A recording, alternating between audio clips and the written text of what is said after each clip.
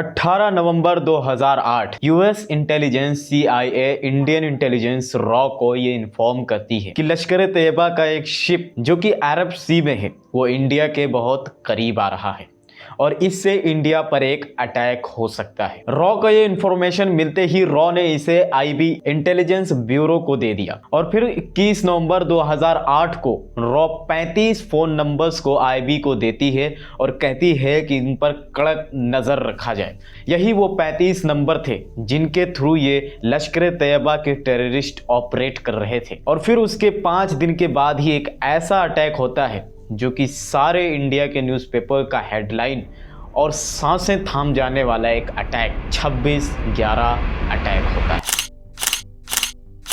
इस अटैक से किसको कितना फायदा हुआ और किसको कितना नुकसान, इसकी कभी हम और बाद में बात करेंगे, बट अभी के लिए हम इसी से सिमिलर एक और सिचुएशन देखने वाले हैं, हमास एंड इजराइल। 28 सितंबर 2023 को यूएस की इंटेलिजेंस CIA इजरायली ऑफिशियल्स को इन्फॉर्म करती है कि गाजा में कुछ उसे हरकत दिख रही है, यानी कि हमास कुछ बड़ी प्लानिंग कर रहा है। ना कि सिर्फ सितंबर में बल्कि अक्टूबर के अर्ली डेज में, यानी कि 1 अक्टूबर, 2 अक्टूबर, 3 अक्टूबर, इवन दो 5 अक्टूबर को CIA इन्फॉर्म करती है इजरायली ऑफिशियल्स को कि यहाँ पर कुछ बड़ा होने वाला है। और CIA लास्ट वार्निंग 6 अक्टूबर को देती है और कहती है कि हमास की तरफ से कुछ अनयूजुअल एक्टिविटी देखने को मिल रही है, यानी कि हमला बहुत जल्द होने वाला है। ये तो कहानी थी CIA यूएस इंटेलिजेंस की, लेकिन साथ में ही इजिप्ट की इंटेलिजेंस भी लगातार इजरायली ऑफिशियल्स को वार्न कर रही कि इतना बड़ा धमाका होगा जितना आपने कभी सोचा भी नहीं होगा। ये हमास की तरफ से किया जाने वाला आज तक का सबसे खतरनाक हमला होगा। इवन दो अटैक के सिर्फ 3 दिन पहले ही इजिप्ट ने इजराइल को वार्न किया कि कुछ बहुत ही बड़ा अटैक होने वाला है। और साथ में ही मिडिल ईस्टर्न उसी रीजन के कंट्री के एक डिप्लोमेट ने CNN को बताया कि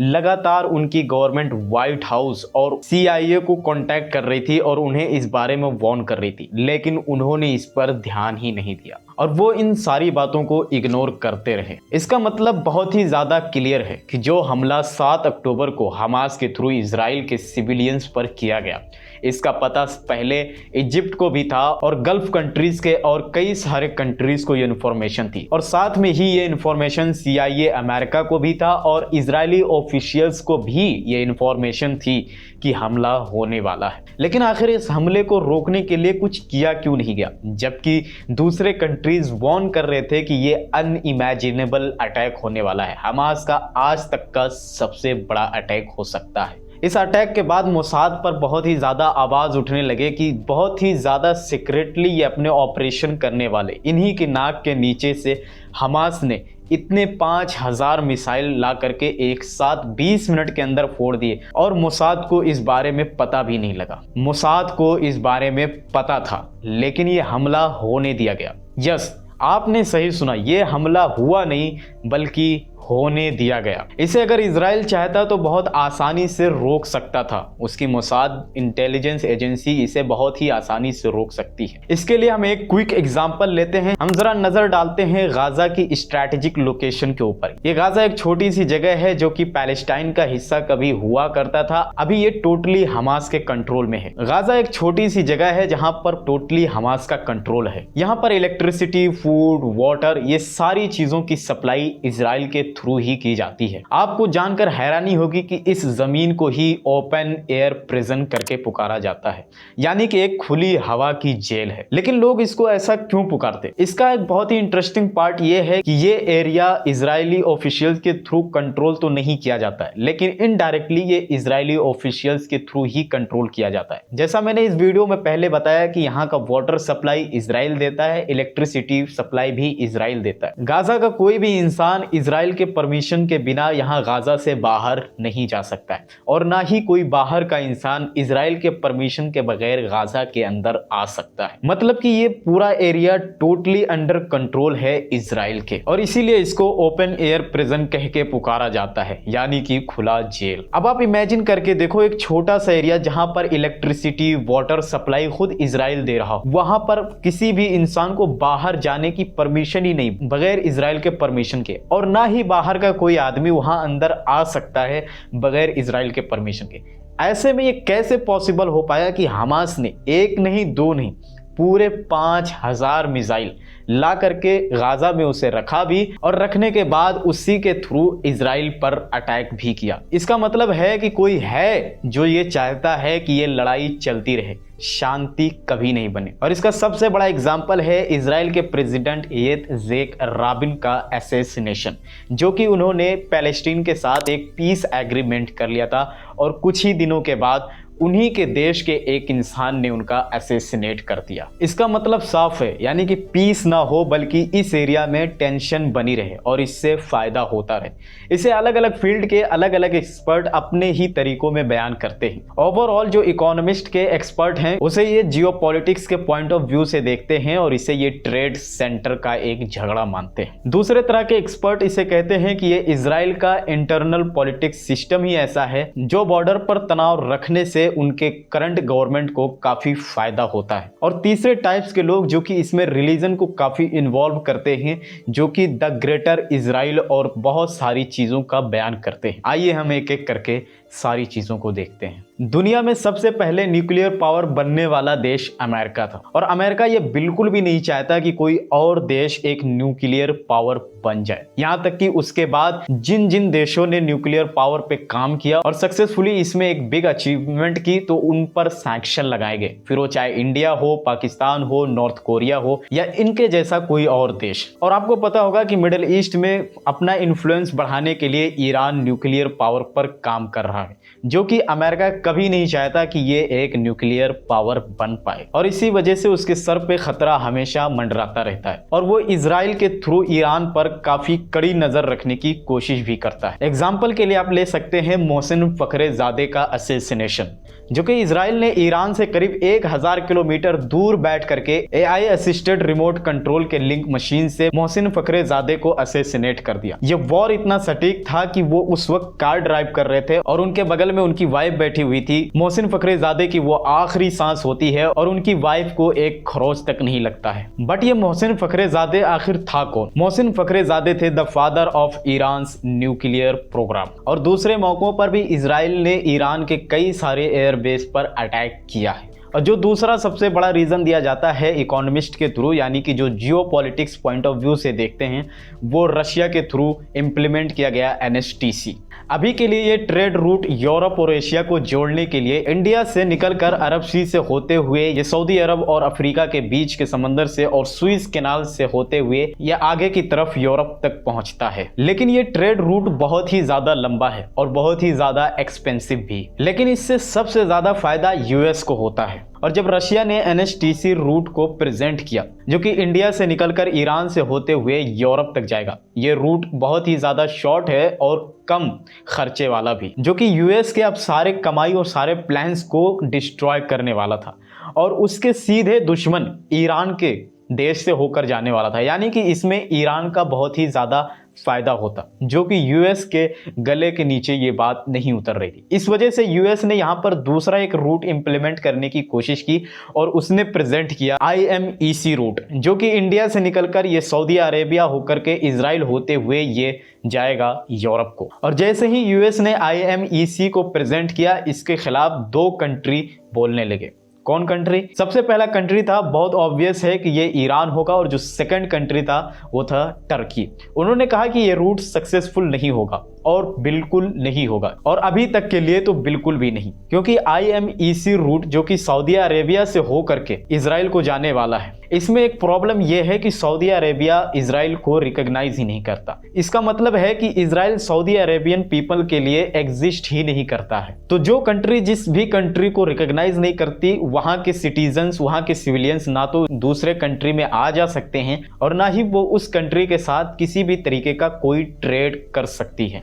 और शायद इसी पॉइंट को हाईलाइट करते हुए टर्की और ईरान ने कहा कि ये IMEC रूट सक्सेसफुल नहीं होगा। तो यूएस ने सऊदी अरेबिया को काफी मनाने की कोशिश की कि वो सिर्फ और सिर्फ इजराइल को एक बार रिकॉग्नाइज कर ले। किस लिए? सिर्फ और सिर्फ IMEC रूट को इंप्लीमेंट करने के लिए, जिससे कि फिर एक बार यूरोप और एशिया के ट्रेड पर यूएस का कंट्रोल हो जाए। अब आप ये सोच रहे होंगे कि कोई रूट किसी देश से होकर के जाता है, इसमें एक छोटा मोटा कमीशन के अलावा और क्या ही मिल जाता होगा। और इस रूट को कोई कंट्रोल करे इसका क्या मतलब है, और कोई इस ट्रेड रूट को कंट्रोल करे इससे उस कंट्री का फायदा क्या होता है। तो इसके लिए आपको जाना पड़ेगा 1956 में। 1956 में इजिप्ट ने स्विस कैनाल को नेशनलाइज कर दिया और इन रिजल्ट फ्रांस, ब्रिटेन और इजराइल तीनों ने मिल करके इजिप्ट पर अटैक कर दिया। इससे पहले स्विस कैनाल से आने वाला सारा कमीशन ब्रिटेन और फ्रांस रखते थे, लेकिन जब नेशनलाइज किया गया इजिप्ट के थ्रू, यानी कि इससे जितना भी कमीशन बनता है सारा इजिप्ट गवर्नमेंट को ही मिलेगा, इन तीनों ने मिल करके अटैक कर दिया। फिर बाद में यूएस और रसिया और दूसरे अदर कंट्रीज के प्रेशर में आने के बाद इन लोगों को पीछे हटना पड़ा। लेकिन इससे एक बात बहुत क्लियर हो गई कि ट्रेड रूट को कंट्रोल करने में आखिर पावर कितना होता है। और 1956 से पहले स्विस कैनाल से होने वाले सारे कमीशन को फ्रांस और ब्रिटेन रखते थे। इजराइल इसमें से एक सिंगल पेनी भी नहीं पाता था। लेकिन इजिप्ट पर इजराइल ने भी क्यों हमला किया? इसका मतलब है कि इजराइल एक देश नहीं है बल्कि वेस्टर्न पावर का एक रिप्रेजेंटेटिव है मिडिल ईस्ट में। अभी तक मैंने आपको जो कुछ भी बताया ये बस थ्योरेटिकल है और एक थ्योरी के बेस्ड पर है। इसका सच्चाई से कितना लेना देना है आज तक एक्सपर्ट इस पे बस सिर्फ और सिर्फ बातें कर रहे हैं, और ना कि बस यही सिर्फ एक थ्योरी है बल्कि इसी तरह के और कई सारे थ्योरीज हैं। इसलिए अब हम फास्ट फॉरवर्ड करते हैं और हम आते हैं एक्सपर्ट के थ्रू बयान किए जाने वाले नंबर 2 सेक्शन पर, जो कि इजराइल का है इंटरनल पॉलिटिक्स सिस्टम। मार्च 2023 इजराइल की जनता एक प्रोटेस्ट पर निकली थी। यहां तक कि सारे डॉक्टर्स अपने जॉब छोड़ करके, सारे पायलट अपनी जॉब छोड़ करके वो प्रोटेस्ट में भाग ले रहे थे। यहां तक कि सारे आर्मी फाइटर्स भी अपनी ट्रेनिंग छोड़ करके इस प्रोटेस्ट में शामिल हो रहे थे। कोई काम करने वाला नहीं था, इस वजह से इनके अपने होटल, हॉस्पिटल और अपने एयरलाइंस को शट डाउन करना पड़ा। इसी बीच नेतन्याहू को अपनी वाइफ सारा के साथ इटली जाना था। बहुत मुश्किल होती है इन्हें पायलट ढूंढने में जब इन्हें इटली जाना था, और वहां पर जाने के बाद जो इनका ट्रांसलेटर था एक ज्यू, उसने ट्रांसलेट करने से ही मना कर दिया। और जब prime minister Benjamin Netanyahu Italy से वापस आते हैं और 26 मार्च को ये प्रोटेस्ट अपने पीक पर था, और इजराइल के defence minister Yoav Gallant prime minister Benjamin Netanyahu से कहते हैं कि प्लीज आप जनता की सुन लीजिए। And guess what, prime minister Benjamin Netanyahu ने क्या जनता की सुनी होगी? बिल्कुल नहीं, बल्कि ये सजेशन देने वाले Israeli defence minister Yoav Gallant को ही फायर कर देते हैं। लेकिन ये प्रोटेस्ट आखिर था क्या, और क्यों इन्हें अपने ही डिफेंस मिनिस्टर को फायर करना पड़ा? क्यों सारे होटल, हॉस्पिटल और एयरपोर्ट को शट डाउन करना पड़ा था? और क्यों वो ज्यूस ट्रांसलेटर ने ट्रांसलेट करने से ही मना कर दिया था? इंस्टेड आपने सुना होगा कि ज्यू कम्युनिटी बहुत ही ज्यादा मिलजुल कर रहने वाली है। आखिर क्या था वो प्रोटेस्ट, और क्यों प्राइम मिनिस्टर बेंजामिन नेतन्याहू बहरे बने हुए थे कि वो इजरायली लोगों की आवाज को ना सुन पाए और अपनी सत्ता की कुर्सी पर बरकरार रहे? यह प्रोटेस्ट था बेसिकली जुडिशरी सिस्टम को बचाने के लिए। पर जुडिशरी सिस्टम को बचाना ही क्यों है? और यहीं पर आता है पिक्चर में बेंजामिन नेतन्याहू का मास्टर स्ट्रोक। आपको यह जानकर थोड़ी हैरानी जरूर होगी कि इजराइल का, जो कि 1948 में बना एक देश और अरब कंट्रीज के साथ लगातार उसके कई सारे वॉर्स हुए और कई सारे वॉर्स में वो जीता भी, लेकिन आज तक उनका कोई एक रिटन कॉन्स्टिट्यूशन ही नहीं है। ये देश अभी भी नॉर्मली सिर्फ और सिर्फ 13 बेसिक लॉज के ऊपर काम करती है। ये 13 बेसिक लॉज उनके वेबसाइट पर भी आपको मिल जाएगी, आप वहां पर जाकर के पढ़ सकते हैं। और इनका पूरा का पूरा जुडिशियल सिस्टम इन्हीं 13 बेसिक लॉज के ऊपर काम करती है। और prime minister Benjamin Netanyahu judicial system पर अपना एक कंट्रोल जमाना चाहते हैं। पर क्यों? 1993 में आर्या डेरी, जो कि उस वक्त के इंटीरियर मिनिस्टर थे, सुप्रीम कोर्ट ने उन्हें बारबेरी के घूसपात के मामले में एक मुजरिम पाते हुए उस वक्त के प्राइम मिनिस्टर इत्जाक राबिन के ऊपर फोर्स करती है कि आर्या डेरी को फौरी तौर पर फायर कर दिया जाए। और इवेंचुअली आर्या डेरी को 2000 में 3 साल के लिए जेल हो जाती है। लेकिन ये पूरे 3 साल जेल नहीं काटते, सिर्फ और सिर्फ 22 महीने पूरे करने के बाद इन्हें कोर्ट रिहा कर देता है ड्यू टू गुड बिहेवियर। ये पॉलिटिक्स में फिर से दोबारा 2011 में एंटर करते हैं और नवंबर 2022 में ये फिर से इलेक्शन लड़ते हैं अपनी शास पार्टी की, जो कि खुद एक कट्टरपंथी राइट विंग पार्टी है। और इनकी शास पार्टी पूरे इजराइल में 11 सीटें जीतती है और ये बेंजामिन नेतन्याहू के साथ मिल करके सरकार बनाते हैं। और ये नई सरकार में इस बार इंटीरियर मिनिस्टर के साथ साथ हेल्थ मिनिस्टर भी बन जाते हैं। लेकिन कहानी यहाँ खत्म नहीं होती है, क्योंकि इनके खिलाफ सुप्रीम कोर्ट में हियरिंग चल रही थी, टैक्स इवेजन और दूसरे कई मामलों में ये अक्यूज्ड थे। और इनके इंटीरियर मिनिस्टर और हेल्थ मिनिस्टर की अपॉइंटमेंट से पहले सुप्रीम कोर्ट ने 18 जनवरी 2023 को इनकी अपॉइंटमेंट ही कैंसिल कर दी। लेकिन कहानी यहाँ खत्म नहीं होती, अभी तो ये शुरुआत है, क्योंकि अभी सिर्फ और सिर्फ इंटीरियर मिनिस्टर और हेल्थ मिनिस्टर ही की अपॉइंटमेंट को कैंसिल किया गया है। बल्कि इजराइल के पॉलिटिक्स के एक्सपर्ट का ऐसा मानना है कि इनकी पूरी सरकार ही खतरे में है। और दूसरे नंबर पर आते हैं इनके minister of national security Itamar Ben Gvir. ये एक समय पर एक ऐसी पार्टी में काम करते थे कि जिस पार्टी को खुद इजराइल और अमेरिका ने ही टेररिस्ट ग्रुप कह दिया था। ये पार्टी थी काच पार्टी। बेसिकली ये अरब्स को इजराइल से निकालने की बातें करते थे, उनके निकालने पर एक्शन लिया करते थे। और इन्हीं के एक मिनिस्टर ने इजराइल में LGBTQ के अगेंस्ट में परेड करवाया। इसीलिए एक अपोजिशन लीडर और former prime minister of Israel Yair Lapid कहते हैं इस नई सरकार को कि ये एक गैंग ऑफ क्रिमिनल है। यानी कि अगर कोर्ट में इन सब के खिलाफ अगर हियरिंग शुरू हुई और ये सारे लोग उसमें मुलव्विस पाए गए तो इन सारे लोगों को टर्मिनेट किया जा सकता है, इन सारे लोगों को अपने सत्ता खोनी पड़ सकती है और इसी वजह से बेंजामिन नेतन्याहू की कुर्सी छिन भी सकती है और इनकी सरकार खतरे में है और गिर भी सकती है। हम दूसरे मिनिस्टर्स को अगर छोड़ भी दें, हम सिर्फ और सिर्फ प्राइम मिनिस्टर बेंजामिन नेतन्याहू ही की बात करें तो उन पर भी कई सारे एलिगेशंस लगाए गए, जैसे कि उन्होंने हमास को सपोर्ट किया, बाहर से आने वाले फंड जो कि डायरेक्टली हमास को जाते थे इन्होंने उसको होने दिया। इन्होंने हमास को हमेशा एज एन एसेट ट्रीट किया है और हमेशा पैलेस्टीनियन अथॉरिटी को एक बर्डन की तरह ट्रीट किया है। ये डिवाइड एंड रूल का पॉलिसी यूज कर रहे हैं ताकि पैलेस्टीन में कभी एक पैलेस्टाइन को रिप्रेजेंट करने वाला कभी भी एक इंसान न खड़ा हो सके। और खुद प्राइम मिनिस्टर बेंजामिन नेतन्याहू कई सारे केसेस में ये अक्यूज्ड हैं। इन पर केस चल रहे हैं 1000, 2000 एंड 4000। ये केस 1000, 2000, 4000 क्या है? बेसिकली केस 1000 में ये एक हॉलीवुड प्रोड्यूसर से और एक ऑस्ट्रेलियन बिलियनियर बिजनेसमैन से इन्होंने कुछ गिफ्ट्स लिए और कई सारी बातें हुई सिर्फ और सिर्फ इनके एक पॉलिटिकल फेवर के लिए। और केस 2000 में इन पर डायरेक्टली एक एलिगेशन लगाया जाता है कि इजराइल की एक बेस्ट सेलिंग न्यूज़पेपर येदियोत आरोनोथ, जो कि इजराइल में एक बेस्ट सेलिंग न्यूज़पेपर है, उन्होंने इससे एक डील की कि वो इसको फेवरेबल कवरेज दें। और केस 4000 में बेंजामिन नेतन्याहू पर डायरेक्टली एक एलिगेशन लगाया जाता है कि इजराइल की एक टेलीकम्युनिकेशन कंपनी बेजेक टेलीकॉम इजराइल, इस कंपनी के साथ प्राइम मिनिस्टर बेंजामिन नेतन्याहू ने डील की कि वो इनको फेवरेबल कवरेज ही दें। और नेतन्याहू पर सिर्फ यही 3 नहीं बल्कि और कई सारे केस फाइल किए गए हैं, जैसे कि ब्रीच ऑफ ट्रस्ट और करप्शन और फ्रॉड के कई सारे केसेस चल रहे हैं। ये सारे केसेस बहुत पहले ही फाइल कर दी गई थी, लेकिन ओवर द पीरियड ये डिले होते चले आ रही थी, कभी कोविड-19 का बहाना दे करके तो कभी एक वॉर लाइक सिचुएशन का बहाना दे करके। और अभी रिसेंट टाइम में इसकी हियरिंग शुरू हो गई थी। और आपको ये पता ही होगा कि इजराइल का सुप्रीम कोर्ट कितना पावरफुल है, वो खुद प्राइम मिनिस्टर को ही टर्मिनेट कर सकता है। और इसी की बात मैंने और पहले की कि प्राइम मिनिस्टर बेंजामिन नेतन्याहू किस तरीके से जुडिशरी सिस्टम को अपने कंट्रोल में करना चाहते हैं। और थैंकफुली इजराइल की जनता जो कि एजुकेटेड है इसके खिलाफ कितना ज़्यादा प्रोटेस्ट किया कि इसको इन्होंने उस टाइम के लिए रोक दिया। और अभी रिसेंट टाइम में बेंजामिन नेतन्याहू पर हियरिंग शुरू होने वाली थी और अगर प्राइम मिनिस्टर बेंजामिन नेतन्याहू इन सारे केसेस में अगर ये मुजरिम पाए जाते तो इन्हें अपनी सत्ता से यानी अपनी कुर्सी से ही हाथ धुलना पड़ता। इससे पहले मैंने आपको इनके मिनिस्टर्स के और खुद इनके जितने भी खिलाफ इनके फाइल किए गए चार्जेस हैं उनको भी बताया। इजराइल के फॉर्मर प्राइम मिनिस्टर इसीलिए इनको एक गैंग ऑफ क्रिमिनल कह के पुकारते हैं। और अब अगर हम आकर के अपनी पिछली बात पर रुकते हैं कि मोसाद को पता था कि यह अटैक 7 अक्टूबर को होने वाला था,